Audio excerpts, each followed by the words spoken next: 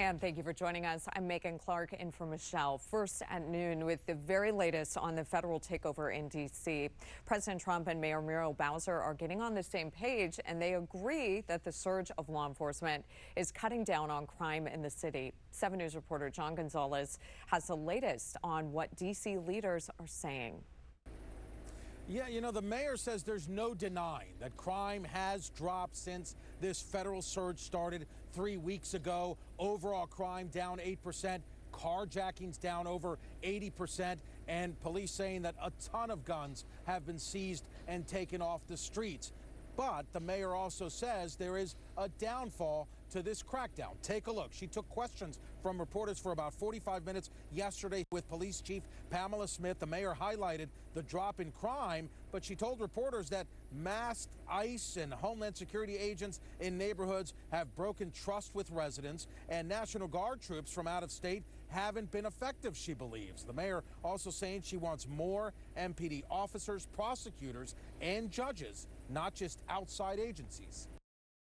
To make sure that while we have federal resources, that we are strategically using them to enhance MPD's efforts and to make sure that we are getting the best outcomes for DC residents. While at the same time making sure that we're living up to our commitments to DC residents and protecting local control and our autonomy. That press conference coming just days after the president signed the 2 executive orders to expand federal control. The mayor says she raised her concerns directly in a meeting with the president yesterday, promising to push for more accountability in the weeks ahead. At Union Station, John Gonzalez, 7 News. John, thank you. And the president has just about 2 weeks until his 30-day emergency rule on D.C. expires. If he wants to extend it, he'll have to get permission from Congress. And a lot of people are wondering if D.C. can keep up the progress that it's seen once that federal surge is over. The chairman of the D.C. Police Union agrees that the answer is more officers on the streets, but says there's a clear roadblock.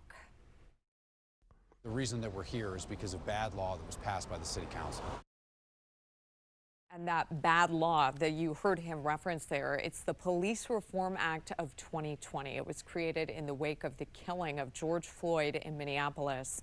The chairman says officers are hesitant to join and work in the district because that legislation exposes them to more administrative, civil, and criminal penalties. He says D.C. is on pace to lose another 120 officers this year, and getting staffing levels where they need to be at around 4,000 officers. It depends on reversing the policy. And since the takeover started, more than 80 people experiencing homelessness have gone to shelters. MPD Chief Pamela Smith says tonight they'll take a new census of the homeless population, and that will be the first since late January, which showed a 9% decrease over the past year.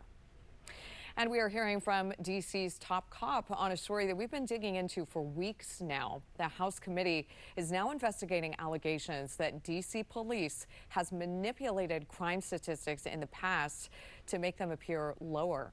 And here's what MPD Chief Pamela Smith had to say when she was asked about this yesterday. The chairman of the Government Oversight Committee, Comer, sent a letter to you recently asking for all kinds of things, all kinds of records, and for transcribed interviews with 7 MPD commanders. Are you cooperating with that? How is that going? We will cooperate. We have been cooperating, and we will continue to cooperate. And the committee is asking for a wide variety of records and interviews with the police commanders in all 7 of D.C.'s patrol districts.